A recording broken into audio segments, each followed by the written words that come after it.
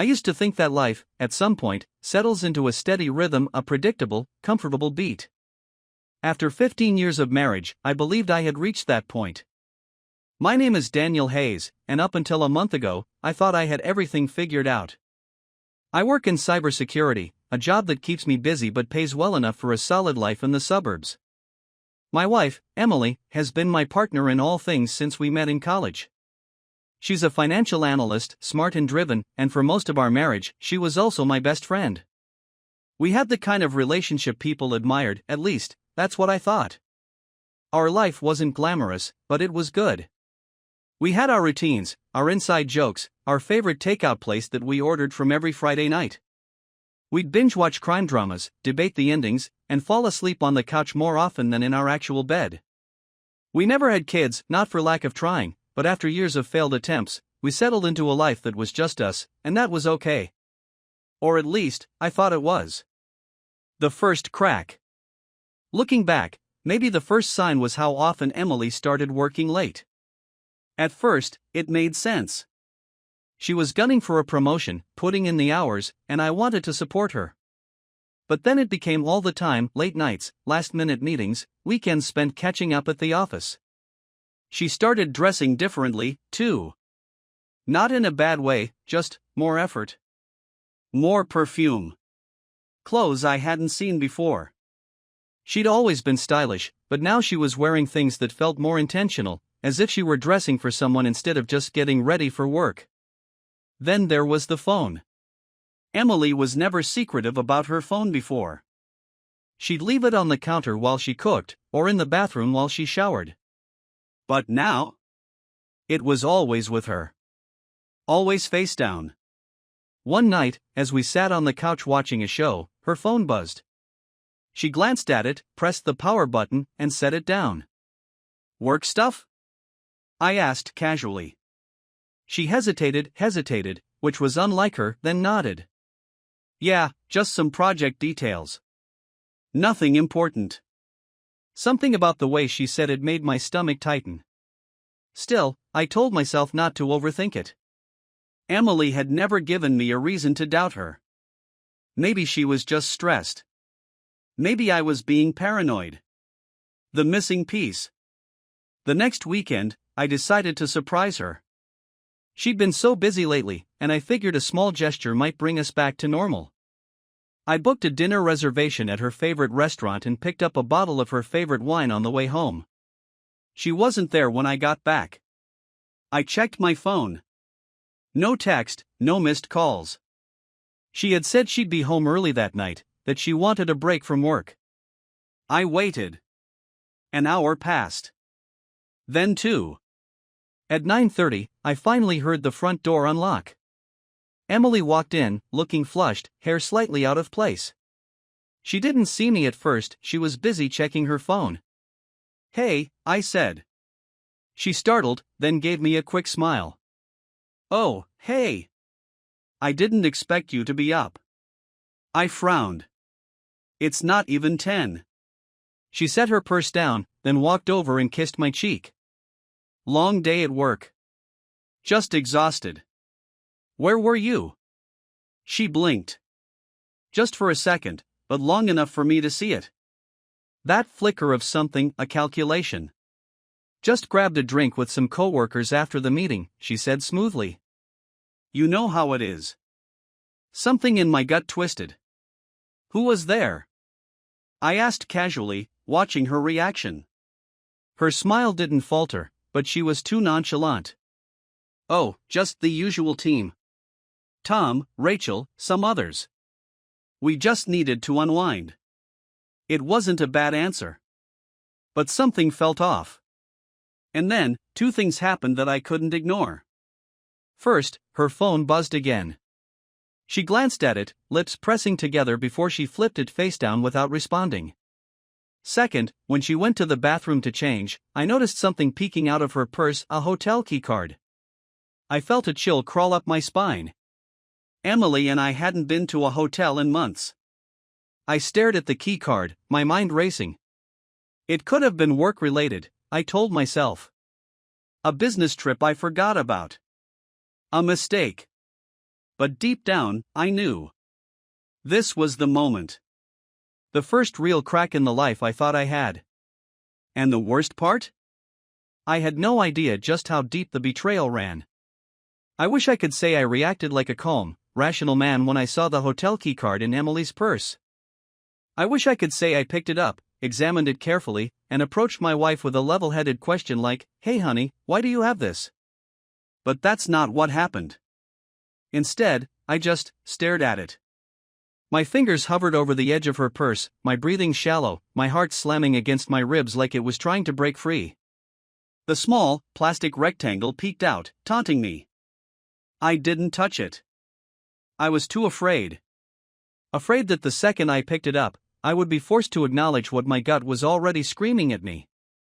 Instead, I backed away like I had just seen a dead body. Emily came out of the bathroom a moment later, toweling off her face. She was in one of my old t-shirts, the kind she used to steal from my dresser and sleep in because she liked how they smelled. "Why are you looking at me like that?" she asked, tilting her head. I didn't even realize I had been staring at her. For a moment, I thought about just letting it go. Pretending I hadn't seen anything. But I couldn't. "Who were you with tonight?"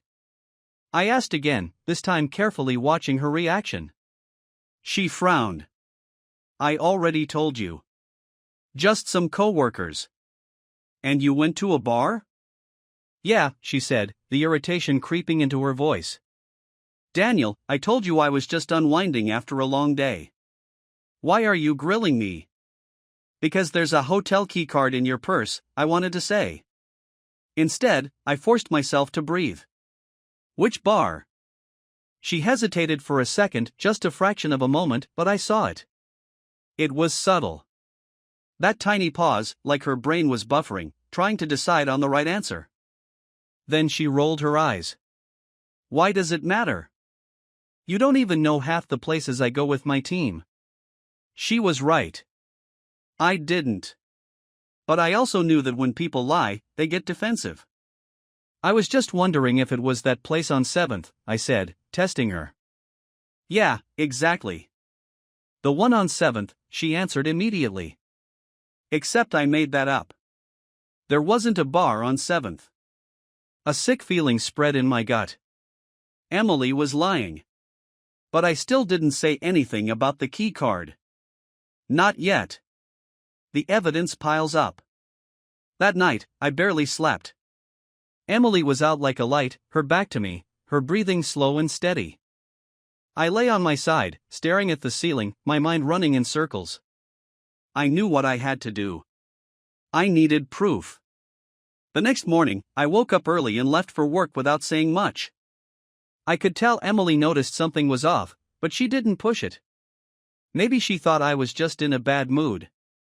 As soon as I got to my office, I sat at my desk and pulled up our phone records. I had never done this before. Never had a reason to. But now, as I scrolled through the call log, I felt my stomach drop. There was a number that appeared constantly. At all hours of the day. Morning, lunch breaks, late at night. Sometimes for just a few seconds, sometimes for an hour. It wasn't a saved contact. Just a random string of numbers.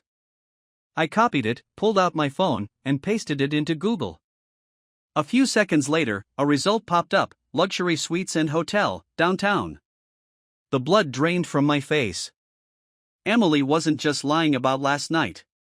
She had been calling a hotel. Repeatedly. And then there was the key card.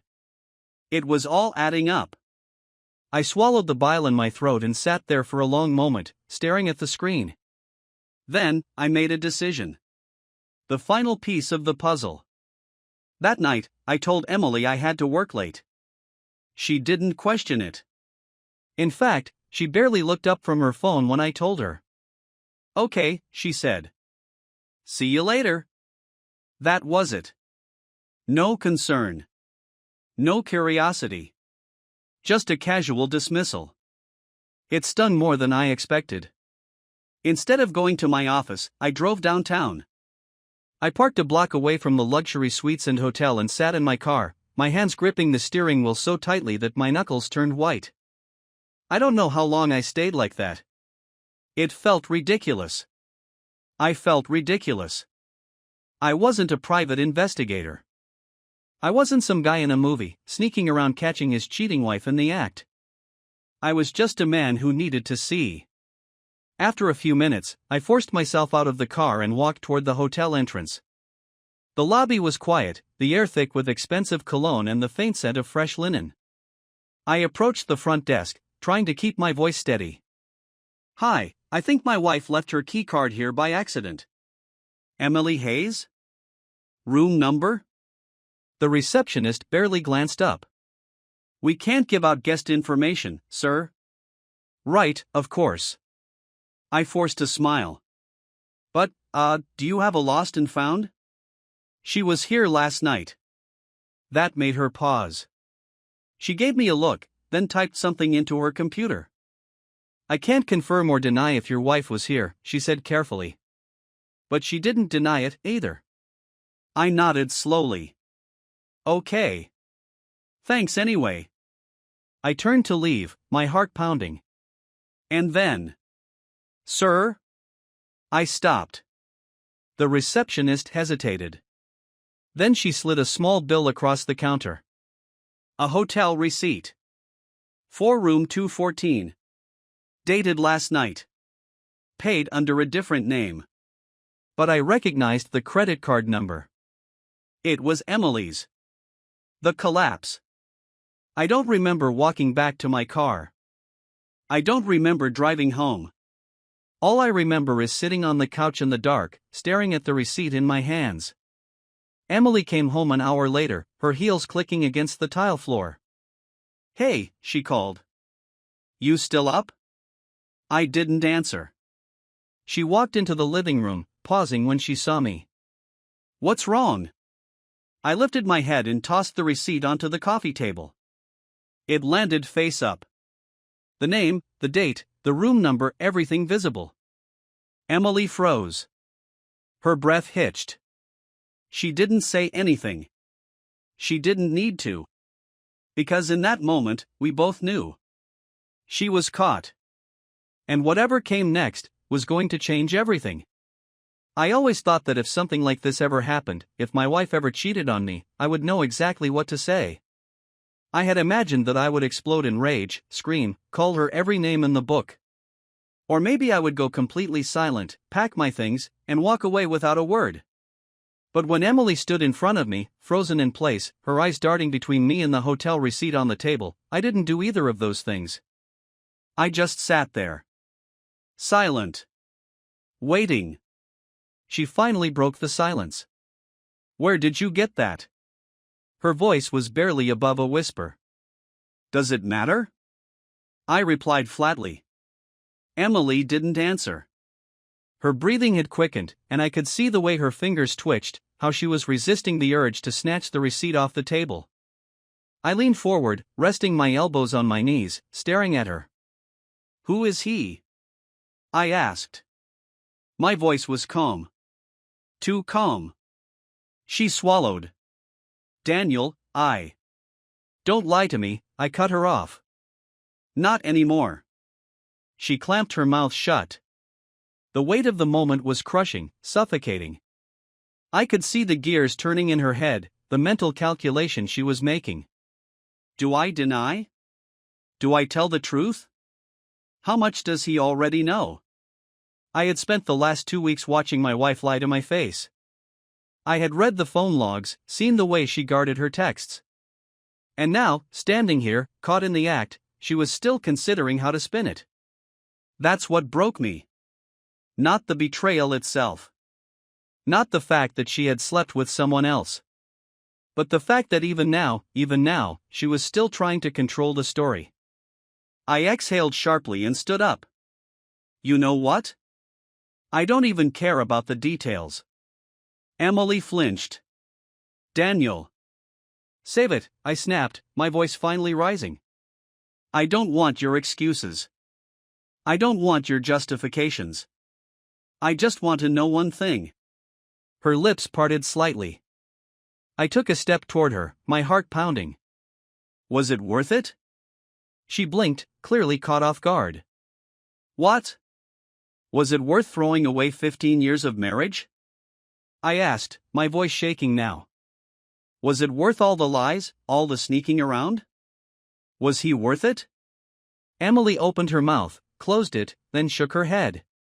It's not like that. I let out a bitter laugh. Oh, it's not? She took a step closer, reaching for me, but I pulled away before she could touch me. I swear, it's not what you think, she insisted, her voice breaking. I turned away, running a hand through my hair, trying to keep myself together. Then explain it to me, Emily. She hesitated. I turned back to her, eyes burning. Say it. Say the words. Her throat bobbed as she swallowed. Say it, I repeated, my voice lower now, more dangerous. Say, Daniel, I cheated on you. Emily let out a shaky breath, her eyes glistening with unshed tears. She faltered. I clenched my jaw. Say it. Finally, she whispered, I cheated on you. The words sliced through me like a blade, but at least they were out in the open now. A long, painful silence stretched between us. I should have felt relief. I should have felt something. But all I felt was empty. Her excuses, my fury. Emily sat down across from me, wringing her hands together. I never meant for this to happen, she murmured. I scoffed. Yeah, I'm sure you just tripped and fell into a hotel room. She winced but continued, it wasn't about you. It wasn't about us. I let out a dry laugh. So you just accidentally ended up at a hotel with another man? How many times, Emily? She looked away. How many times? I demanded. A few. A few? I repeated, my voice laced with venom. She nodded, eyes fixed on the floor.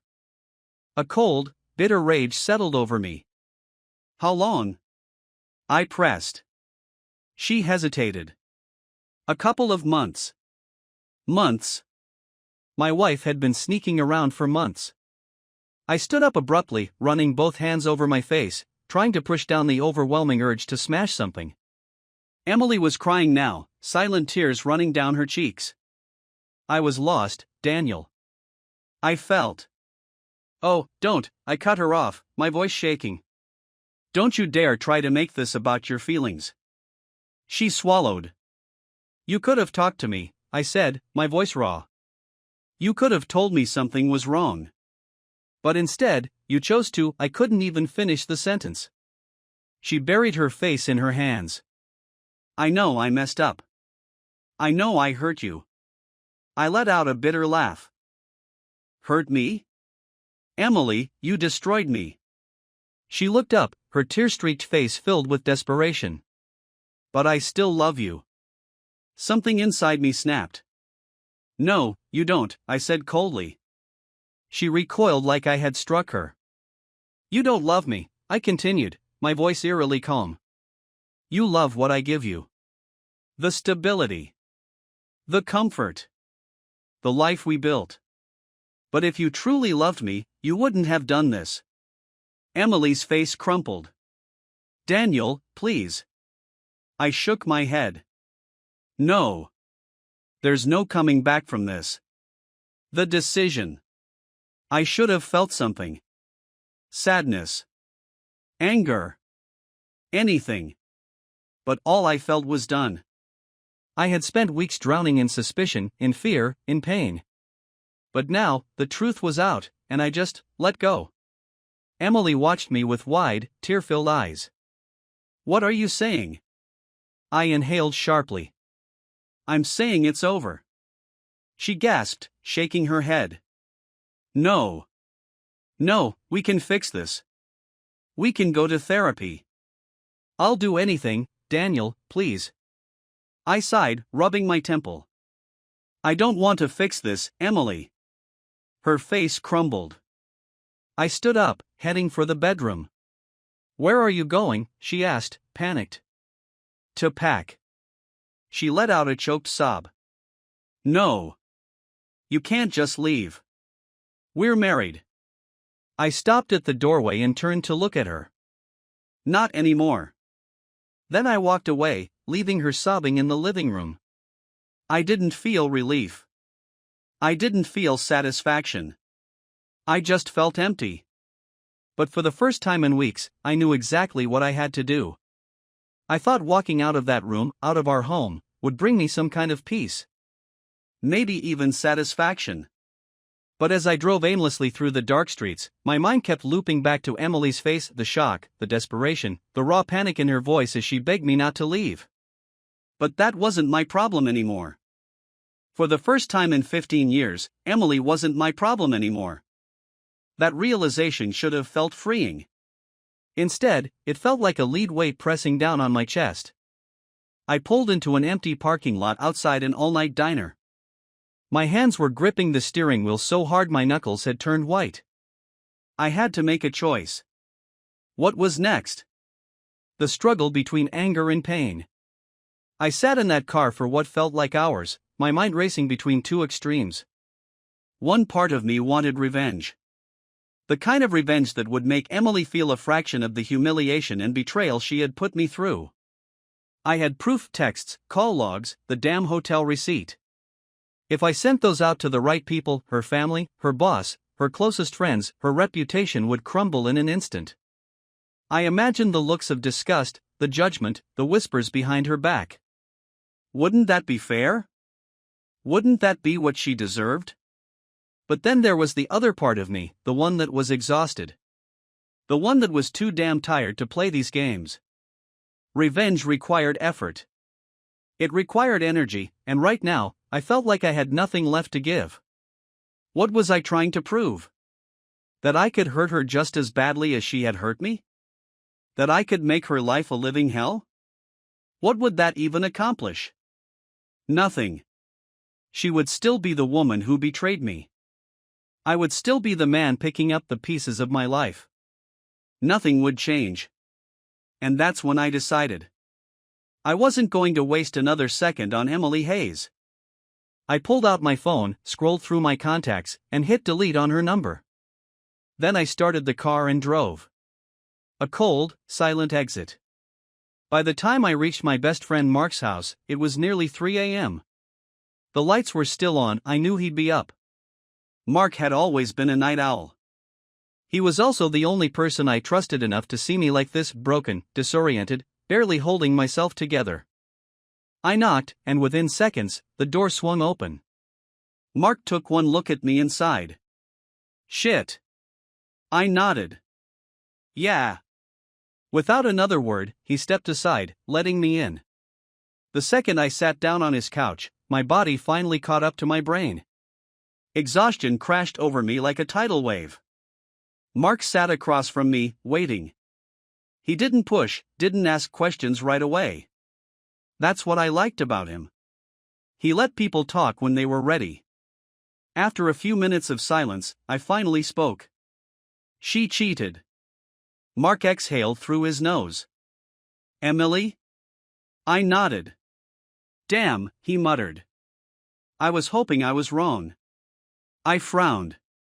What do you mean? He hesitated. I've had a feeling for a while, man. The late nights, the way she was acting distant. I didn't say anything because I figured. I don't know. Maybe I was reading into it too much. I let out a bitter laugh.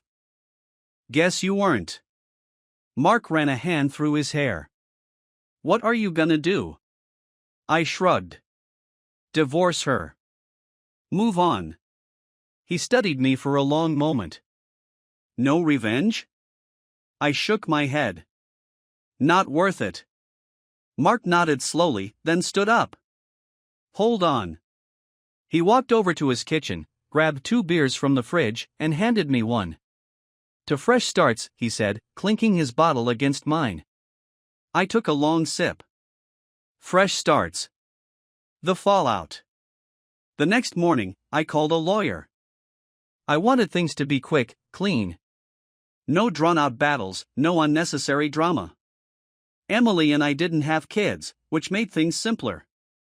The house? She could have it. I didn't want to be anywhere near the place where everything fell apart. When I finally texted her, my message was short. I'll have my lawyer contact you. I won't fight for anything. Keep the house. Just sign the papers. Her reply came minutes later. Daniel, please. Can we talk? I stared at the message, my thumb hovering over the keyboard. Then I turned off my phone and tossed it onto the bed. Emily had lost her right to a conversation. Her desperation. Over the next week, Emily tried everything to reach me. She called, texted, even showed up at Mark's house once. I wasn't there when it happened, but Mark told me later that he answered the door, took one look at her, and said, "He doesn't want to see you." Then he shut the door in her face. I owed that man a beer. But Emily wasn't one to give up easily. The messages kept coming. "Daniel, please, I need to explain. I made a mistake. I regret everything. Can't we at least talk before we end this?" And the worst one. I still love you. I almost laughed when I saw that one. Love? Emily had no idea what love was. If she had loved me, she wouldn't have destroyed me. So I did what I should have done from the start. I blocked her number. And just like that, Emily Hayes was out of my life. A new beginning. It took time. Months, actually. But slowly, I started rebuilding.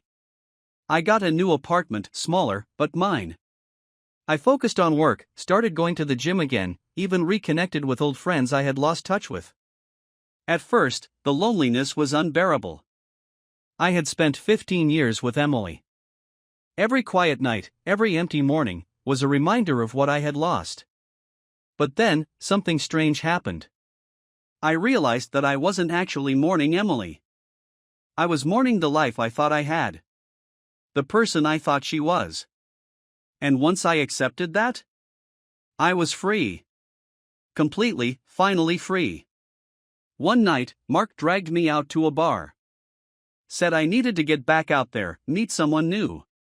I wasn't sure I was ready. But then, as I sat there nursing a beer, a woman sat next to me. She had kind eyes. A genuine smile.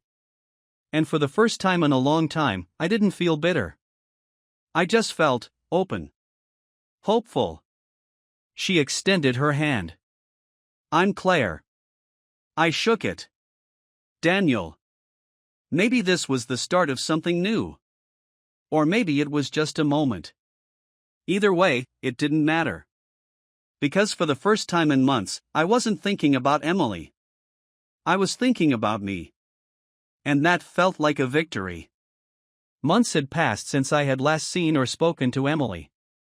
The divorce process had moved forward smoothly, thanks to the fact that I wanted nothing from her, not the house, not the furniture, not even the damn coffee maker I had used every morning for the last decade. I left it all behind like I was shedding old skin. But the thing about endings is, they're never as clean as you want them to be. I had almost made it out without looking back. Almost. And then, Emily found a way to drag me into one last conversation. The unexpected call. I had just finished my third week at my new apartment. It wasn't much, just a modest one-bedroom in a quiet part of town, but it was mine. No ghosts of betrayal lurking in the corners, no memories of whispered lies clinging to the walls. It was a fresh start. I had just gotten back from the gym, my body sore but my mind clear, when my phone rang. Unknown number. I frowned but answered anyway. "Hello?" A pause.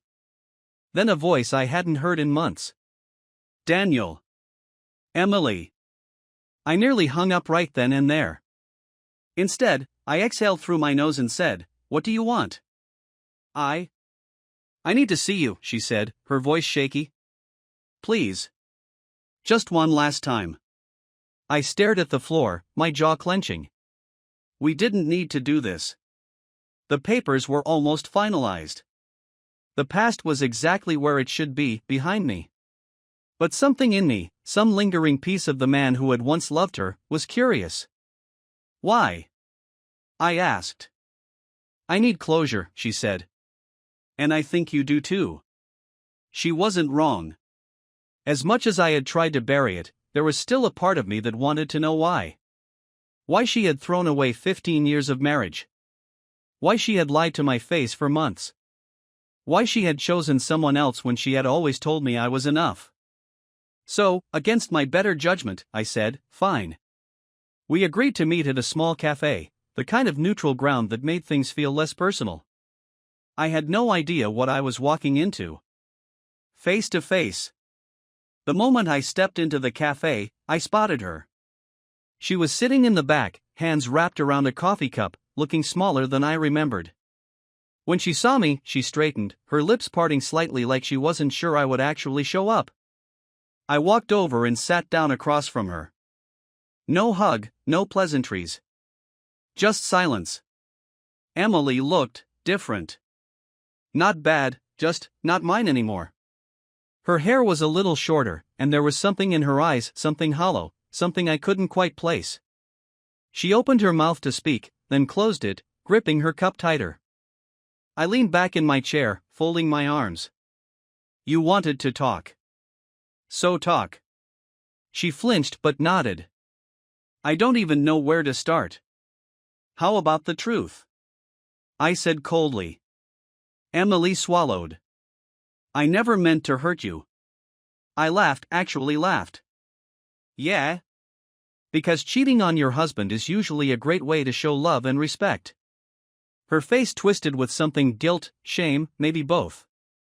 I was lost, Daniel, she whispered. I felt empty. Like I was just going through the motions. And then, one day, I met a man. Stop, I said, my voice sharp. She blinked. I don't want to hear about him, I said. I want to hear about you. About us. She nodded quickly, wiping at her eyes. I don't know when it started. But I felt like something was missing. Not because of you. Just, in me. I stayed silent, watching her. She let out a shaky breath.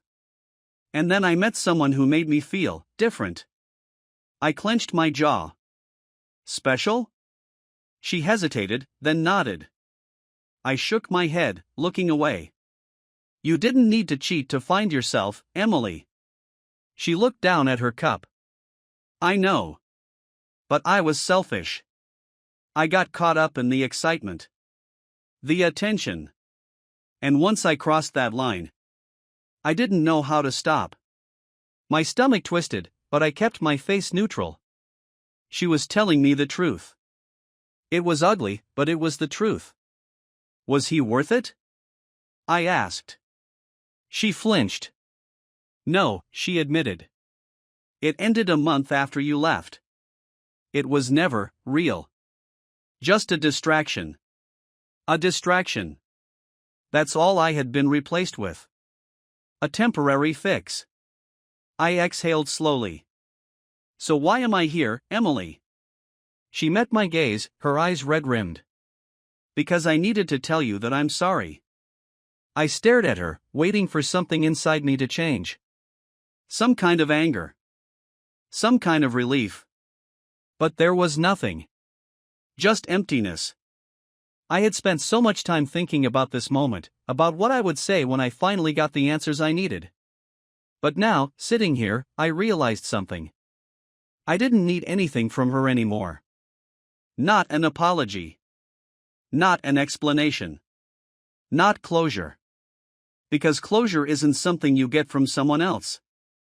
It's something you give yourself. I pushed back my chair and stood.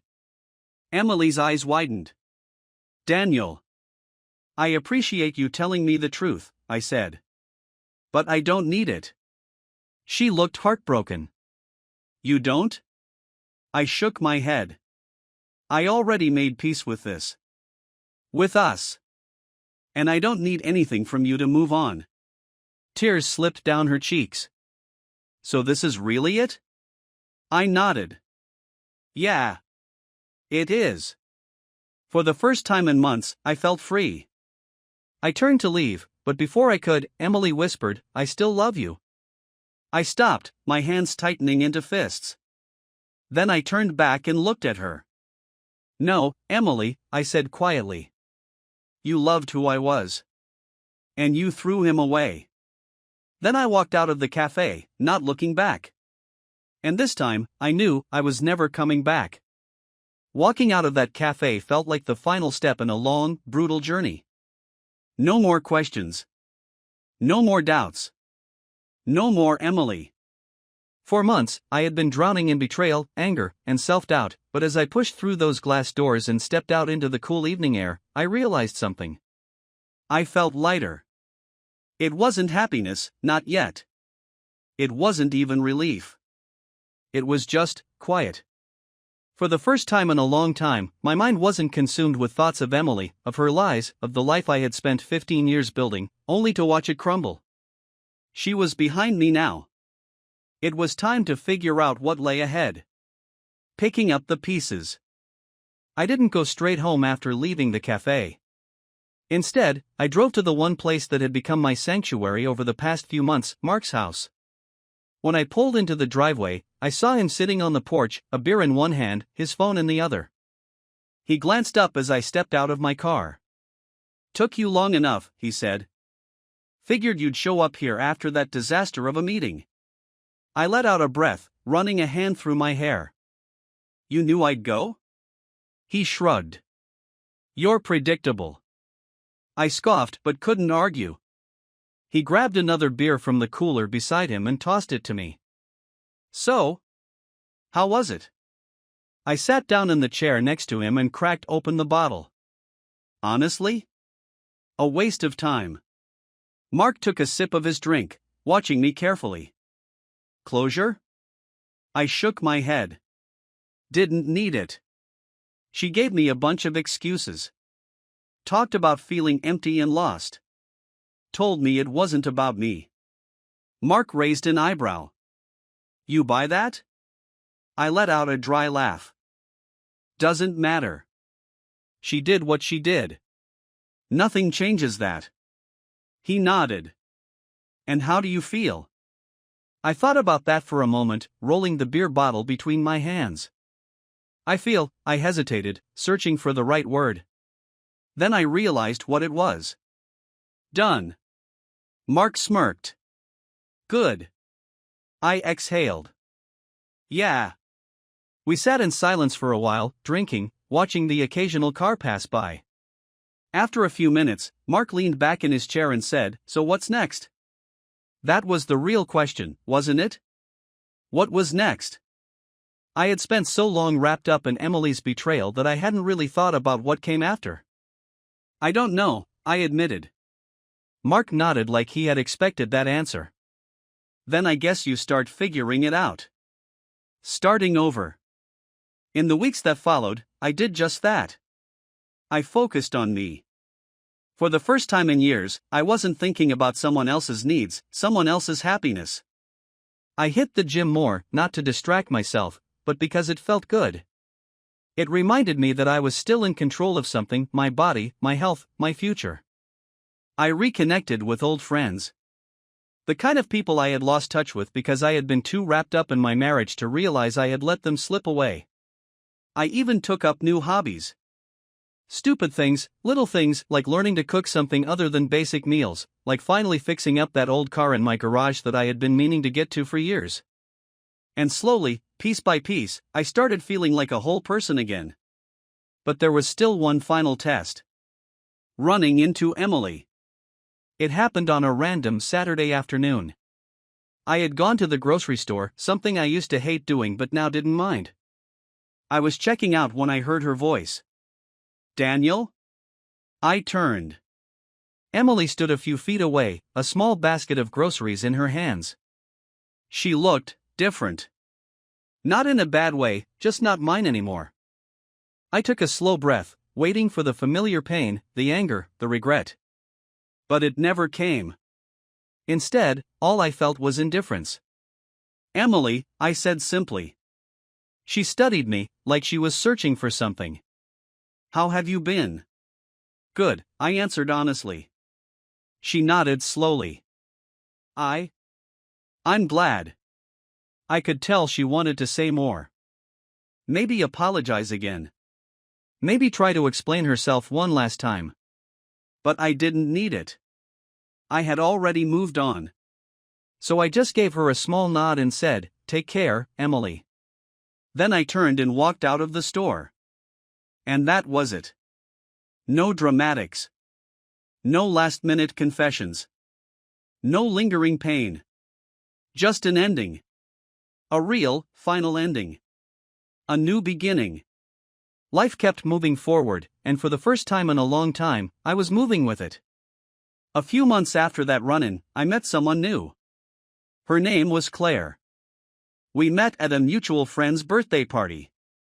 She was funny, sarcastic, the kind of person who could hold a conversation about anything. For the first time in years, I found myself enjoying getting to know someone. No pressure. No baggage. Just something new. I didn't know where it would go. Maybe it would turn into something serious. Maybe it wouldn't. But that was the beauty of it. I wasn't afraid anymore. I wasn't defined by my past, by my mistakes, by the betrayal I had suffered. I was just me. And for the first time in a long time, that was enough. Final thoughts. Pain changes you. Betrayal breaks you. But it doesn't define you. I had spent so long thinking that Emily's betrayal had destroyed me. That I would never be the same. And in a way, I was right. I wasn't the same.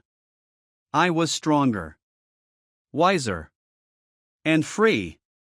I had faced the worst heartbreak of my life and survived. And that meant, no matter what came next, I would be okay. Maybe even better than okay. Because in the end, losing Emily wasn't the end of my life. It was just the beginning of a new one. And for the first time, I was ready to live it.